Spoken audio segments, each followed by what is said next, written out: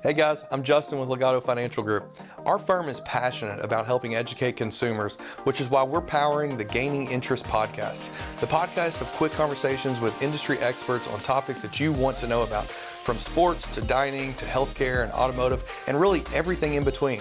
It's hosted by one of the greatest local personalities that I've met, that's John Ramsey. I'll tell you why I love this podcast, because it's all about community. We used to call it water cooler talk, and that no longer exists. But if it's interesting to you, it's interesting to us. We encourage you to tell your friends. As Justin mentioned, we're going to talk about everything under the sun. We will be gaining interest, and we appreciate you watching. Hello and welcome into Gaining Interest, a show about everything that is interesting. I think as we go through life, everyone wants a bit of respect. And there is a special kind of respect if you happen to be good in the kitchen. If you can give your guest, your family, an experience, not just with the food, but with the entire vibe. And I have an expert today on Gaining Interest, powered by Legato Financial Group, and she is Adrienne Cole. Adrienne happens to be the owner of House of Marigold and Marigold Catering. Adrienne, welcome in. Thank you so much for having me. Okay, it's not like I have to establish your credibility, because anybody who has been in House of Marigold, they felt it. I mean, it's right there, and it's really a beautiful place, and as I mentioned, a great experience. But tell me a little bit about yourself and your background and how you got into this industry. Yeah, no, thank you. That means a lot to us. You know, the House of Marigold is the end of the beginning, I would say. So we started off, with a small corporate cafe in 2018, downtown in the Waystar building. It was a private corporate cafe, essentially catering to the employees of the building, really no public accessibility. And so I had left a long, term job at Mesh right down on Brownsboro Road, and was the manager over there, and had this opportunity. And we opened in October of 2018. It was wonderful.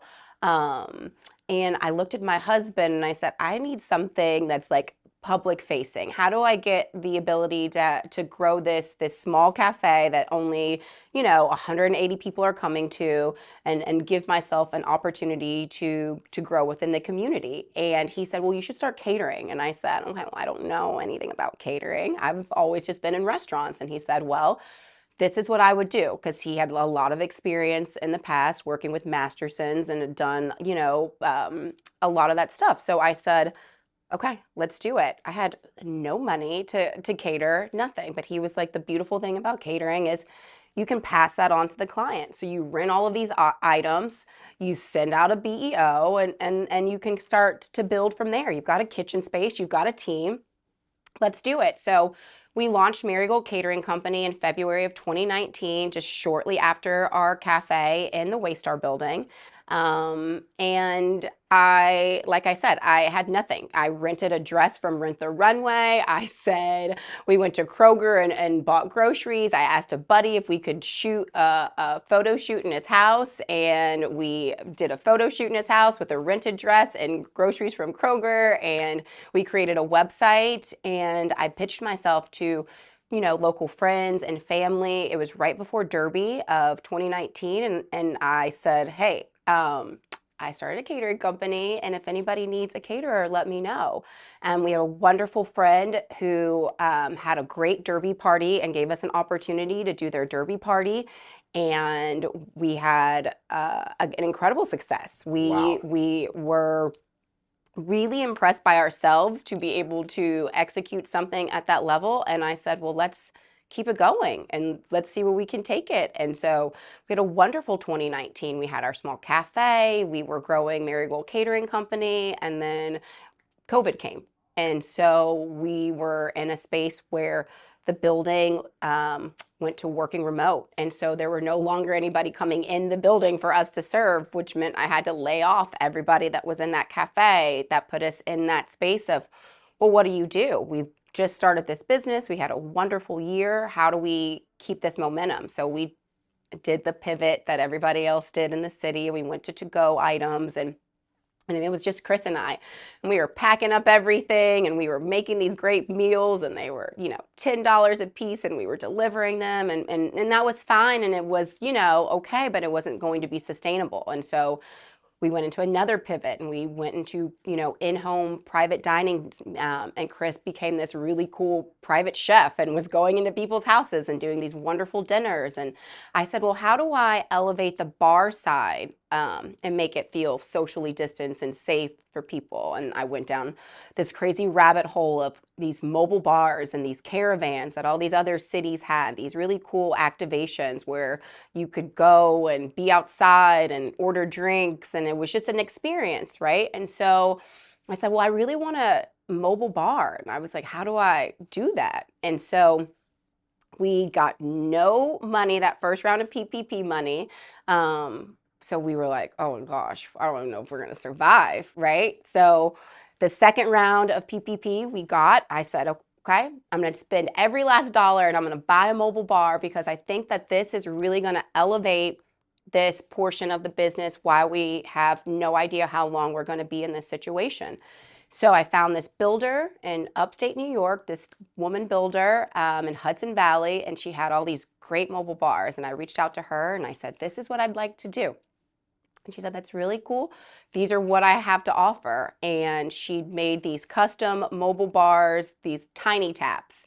And it's this really cool trailer. It's got 4 taps in it, and you can activate anything in it that you can keg. So you do beer, wine, cocktails, mocktails, anything. And I said, that's exactly what I need.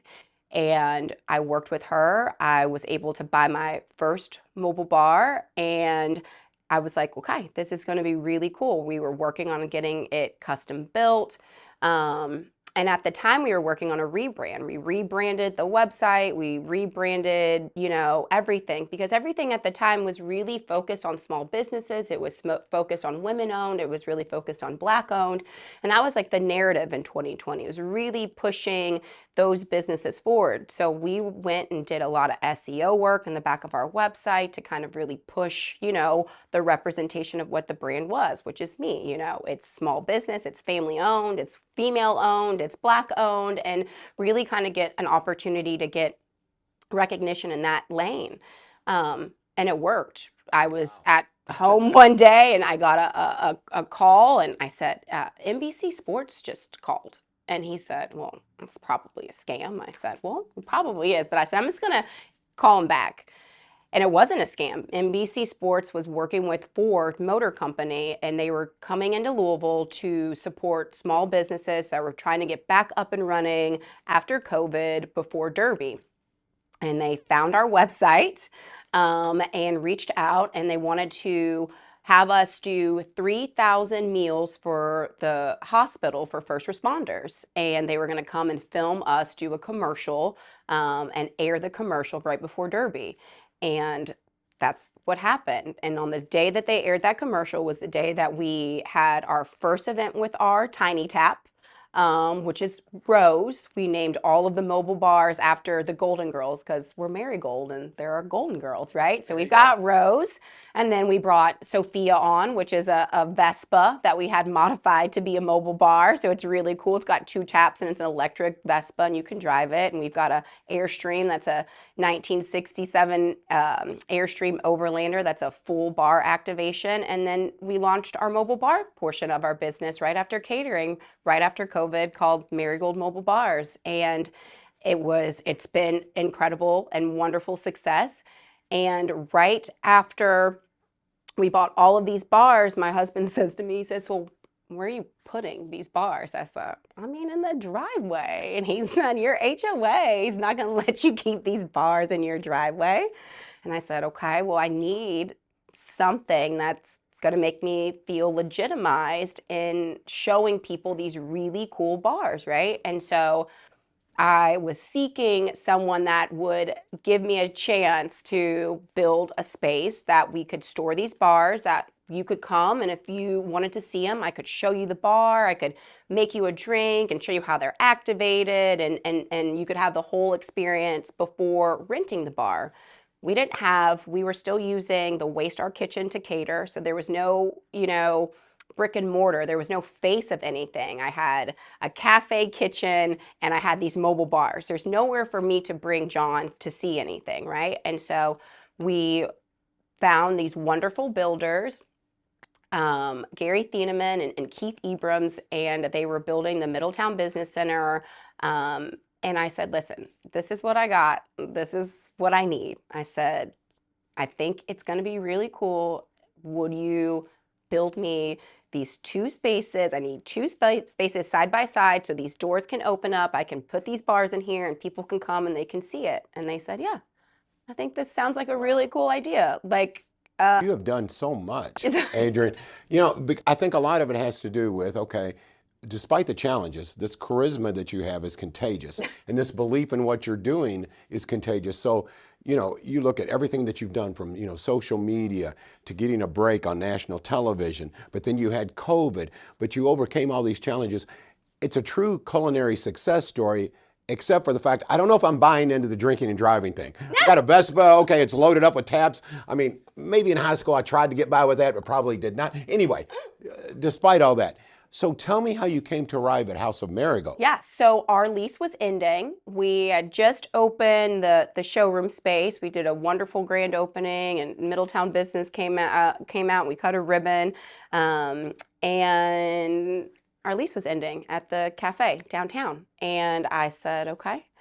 I said to Chris, I said, what do you want to do? I said, are we going to keep catering? Do you want a restaurant? Like, what's our next step? And he said, well, I know I don't want to ever share a kitchen with anybody, right? I don't want to, so we need to find a space. And so we put our name in a lot of hats and opportunities around town, and nothing stuck, nothing landed. We were driving down Shelbyville Road, and I looked over and I said, I think that Royals is closed.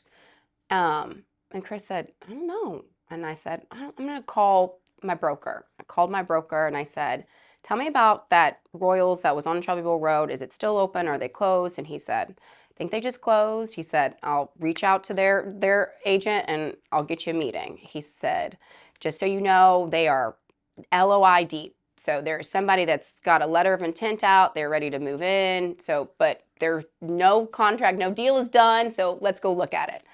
We went to look at it, walked in. It had everything like that was in there when they closed, the whole kit and caboodle. And their agent was, funny enough, my childhood neighbor. And I looked at him and I said, how far deep? He's like, they have a letter of intent out. He said, but make an offer. He was like, nothing is signed. I said, okay. There's the Adrienne magic. Yeah. Once again, here it comes, okay? So and it worked out. It worked out. I made an offer. I called the bank. I said, this is what I need. And they said, and it's funny enough that the bank had come to the opening of the showroom. I had never worked with them before. They came invited them to come out. They said, this is really cool. If you ever need anything, call us. And when that opportunity came around for that restaurant, I called them. I said, hey, this is my opportunity. And they said, we'll loan you the money to do it. And I said, what? And so it's been a success. Honey, it's been a success. I called my husband. I said, I think I just bought a restaurant. And yeah, and that was, we signed the lease on November of 2022, and we opened March of 2023.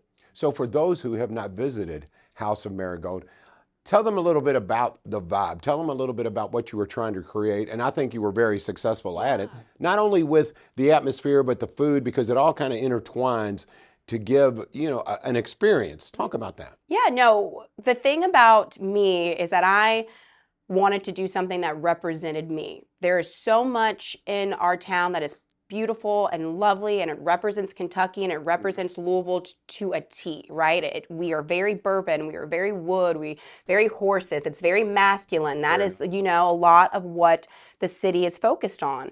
I am not that. I am, I love pink. I love very feminine things. I love Prosecco and rosé. I vote for more Adrienne. Yeah.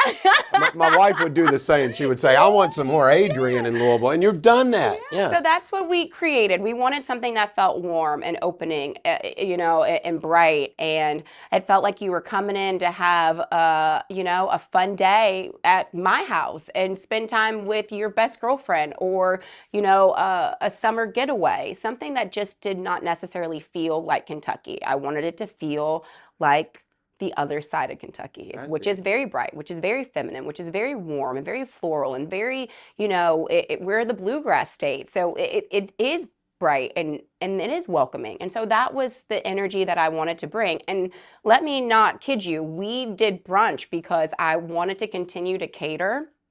And I didn't want to kick my team's butt all day long. I didn't want them to be. There was a plan, right? I wanted to have a space that I knew I could keep catering. Like I knew that catering was successful and that was the direction we were going. I'd never owned a restaurant. I didn't know if I was going to be a good restaurateur, if I was going to be successful at it. So I was not going to put all my eggs in one basket and count on that I was going to be successful in this restaurant game. So usually, Adrienne, it happens the other way around. A restaurateur is successful. They say, okay, I've got the restaurant. I'm going to start catering. Yeah. I like the opposite because I think you're right. It shows you learned all the basics kind of the hard way. Yeah. So then when it was time to open a restaurant, you were ready. You were fully ready to go.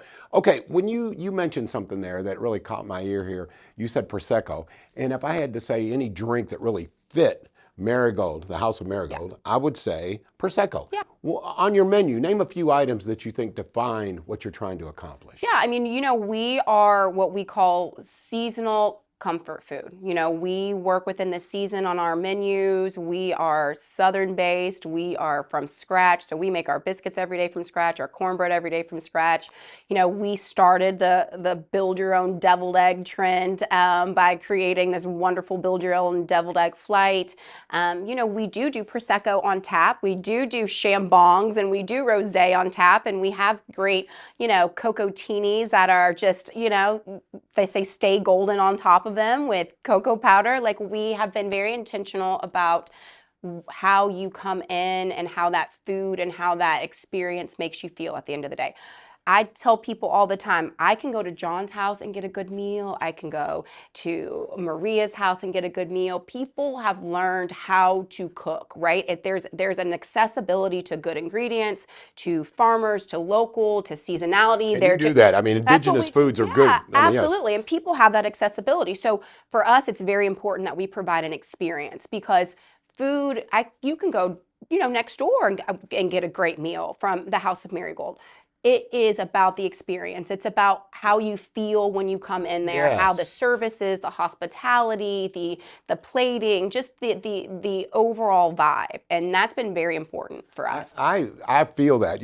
My wife and I go back and forth because when we talk about restaurants, where do you want to go tonight? She always goes, I know, you want a place with atmosphere. Because I do think that's important. Yes. That's part of the experience. Yes, the food's important. I have a philosophy though, and I want to run this by you. Okay, if I go to a restaurant, and the food is so-so, but the people are really nice and welcoming, I'll go back and give it another shot. Every maybe time. 3 or 4. But if I go to a restaurant and the food is exceptional, but the service was not that good and they weren't that nice and it was almost like I was a bother, I will not be back no matter how good the food is. Every time. So how do you instill that in your servers, in your staff? How do you do that? It's culture, right? Like that is all we are there to do, is to be hospitable. Like that, we are there to celebrate your win, your meeting, your bridal shower, that is what we are there. Food is for comfort and celebration and sadness and community. Like that is what food is for. And so that is all we are there for, right? At the end of the day, if you come in upset, John, what do you want on this plate? What do you want on this cup? What's going to make you feel better, honey? Like that's it. That's it at the end of the day. There's no other every bit around it. So who's your demographic? When I think about, you say it's you. So I automatically think, okay, her demographic is a younger female, somebody who is very successful in business, probably business meetings. You like to attract those people. Is there a quote unquote demographic that you aim for, or are you looking to expose everyone to what you're trying to accomplish? Honey, everybody loves brunch. Honey, everybody does. Everybody loves brunch. Listen, there is no demographic. We see everybody from early morning. You see your boomers in there. They come in, they sit at that bar. They love it. They bring their paper. They have a wonderful cup of coffee. They have a great biscuit. On the weekends, those girls come in there dressed to the nines. They are celebrating, honey. They are in there to be seen. They are taking their Instagram. It's the best. It is so cool to see it is the most diverse restaurant in our city. The demographic comes from, you see, from the West End to the East End to from the South End, it's never fails. Someone from out of town, oh, I saw you on TikTok, or I saw you on Instagram, and we were coming into town. Or I had someone that said, we brought family into town, and your restaurant, can I please get a reservation? They've got to come in. We have no demographic. Everybody loves a good cup of coffee. Everybody loves a great atmosphere. And that's who we have had the blessing of coming into our restaurant every day. I consider Louisville a culinary town, so you brought an additional asset in, something totally different. And thank you for that, because I do think that's the absolute truth. Okay, a lot of times I talk with people about pairing. They'll say, okay, you want this wine with this steak, or, a white wine with fish or whatever. Does that happen in the brunch world? Is there certain pairings that actually work? Give me one. Isn't it funny? People do that. A big thing for us is, or for me, I always say, if you get the chicken and waffles, a hot honey chicken and waffles, it's like fried chicken, hot honey toast, fresh Belgian waffle, you have to have a glass of Prosecco. Have to. Fried chicken and bubbles, they just go hand in hand. I'm thinking about driving from this interview to House of Marigold right now. I should have just brought you some. Hey, Adrienne, if you could talk to people who maybe are considering, they say, oh, I've heard a lot that I'm a great cook, or that I'm good in this side of business. I have a partner. I'm ready to start a business. What advice would you give them? Someone who's trying to get into, it sounds like to me, you ramped up. You slowly worked your way to where you understood all aspects of the business. What advice would you give someone who's thinking about taking that leap? No, I mean, absolutely. You shoot your shot on yourself. That's it at the end of the day. But my husband was like, you should just try it. He said, he was supportive, so that's important. He was the one who said I should start entrepreneurship. He was like, you would be great at it. And I was very comfortable in my position and didn't necessarily see myself being an entrepreneur. You're a natural leader. Thank you. And I, didn't necessarily see that. And he said, Adrienne, he said, you've proven to yourself at the end of the day, if you don't do it, you can go back and get a job. He was like, you can go make money. You can run somebody else's restaurant. He was like, just try it. Go do it. And so that's what I would say to anybody. If you genuinely feel like you've got the drive, you can be successful, you should shoot your shot. We started very small. Like I said, I had no money. There was no money when I left Mesh to go start this Cafe 9M on the corner of 9th and Market in the Waystar building in 2018. There was a lot of finessing that came from me talking to people and figuring out what was the best step for me, what was the next course of action, what was going to get me where I wanted to go. There was no going from Cafe 9M to the House of Marigold without everything in between. So it is trusting that process. But there are going to be challenges. Get ready, right? Amen. And the fact that you had a supportive husband, when you came home, after all the success, you ever come home and he goes, hey, yo, Adrienne, you did it. Adrienne, you did it. Right. Yeah, okay, that was self-serving. I had to do that. But no, he must be proud of you. Your family must be proud of you. Yeah, I'm very blessed. It is humbling all the time. I'd say, and too, I'm no one's boss. We do this together. I didn't get here by myself. This is a huge team effort. I have a ton of people that have my back. I'm at the stage in this business that I am wherever I need to be to support my team. I work on the back end to try and grow this business, and that's where we're at. It really has become something that I never dreamed. So House of Marigold, successful. Yes. Marigold Catering, successful. So Adrienne, what's the next step? Is there a next step? Would you like to perhaps franchise, or what are you looking at?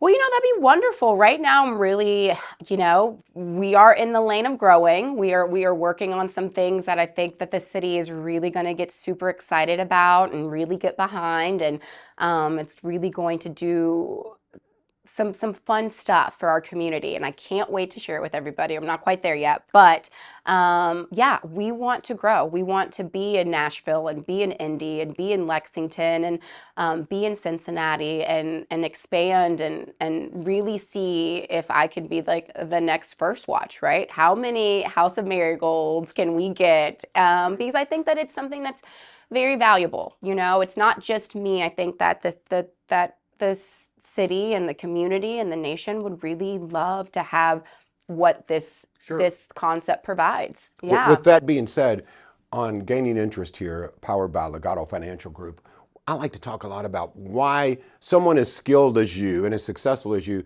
why Louisville? Why do you choose Louisville? I love the city. I feel that you do as well. Yep. We are unique. Yeah. To you and your business, what does Louisville mean to you? I love Louisville. I love Louisville. This is home. I know Louisville. I know our community. I know our people. I know what they want. And that's what I want to do for our community. I want to give them what they want. I want to give them that experience that they deserve. I think that our city needs to have a bigger recognition, in this country. I think that we're working in that direction. I think that we are really trying to. I think myself and Noam with Mish Mish and Lawrence Weeks with, I think there's a lot of people on the culinary side, like new and up and coming, that are really bringing some, recognition, with James Beard and a lot of national recognition to our city. And I think that that's the momentum that we need to continue to grow. Before we started this podcast, you mentioned the name James Beard and some kind of, I guess, council or committee that you're on, and now you mentioned James Beard again. For those who don't realize, okay, this is like James Beard, whoa, nationally. Yeah. So how are you involved? What may be to come? I am a part of this Women in Entrepreneurial Leadership cohort. There's only 20 of us throughout the nation that have been selected to be in this cohort. Way to go, Thank you. So this 11-week program, and it is powered by Cornell University, and we are doing this wonderful just experience, right? It is really giving us a lot of support and knowledge in being women and entrepreneurs. All 20 of us are owners of our business, owners of our restaurant, owners of our company. And we all are in the same boat, right? Where we think that we know what we're doing. We are also just figuring out what we're doing, but we have the ability to work it out together.